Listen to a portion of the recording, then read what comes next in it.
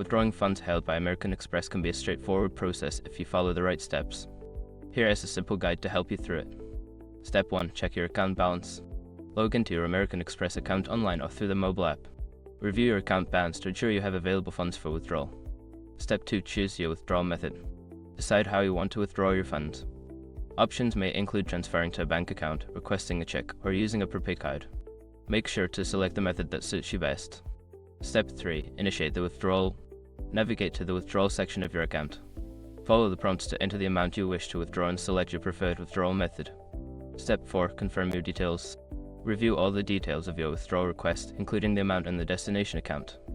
Ensure everything is correct before proceeding to avoid any issues. Step 5. Submit your request. Before filing a refund or dispute, use the SROC.com link in the description to open a refund dispute deadline calculator and confirm your deadline. By following these steps, you can successfully withdraw funds held by American Express. Always check for any fees or processing times associated with your chosen withdrawal method.